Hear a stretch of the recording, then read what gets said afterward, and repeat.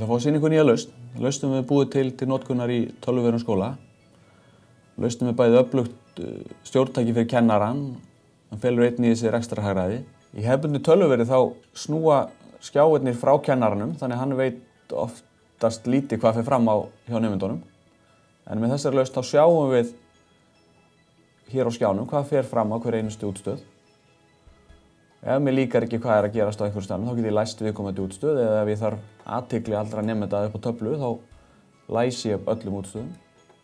Ef við komum inn í tíma og ætlum að fara að vinna í Excel, þá get ég með einum hnappi ræst Excel hjá öllum. Þannig að tími sem fer í login og það að koma öllum á stað bara í verkefni er minnkaður eins og hægt er.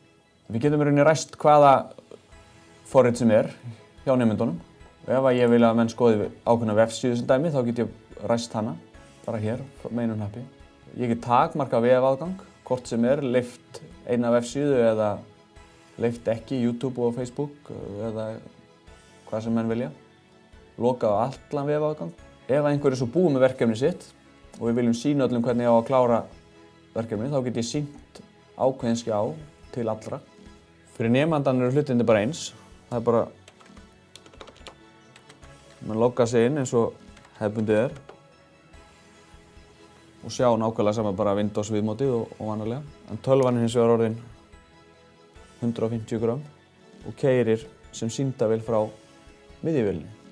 Og nemendur finna enga mun á því að vinna á svona sýndavél eða á hefðbundin útstöð. Boxin er öll nettengd, fara bara í núverandi netlagnir, þannig að það er engin breyting á uppröðun í tölvuverinu með henni. Og eins og þið sjáu þá er þetta mjög einföld og þægileg lausn fyrir kennara.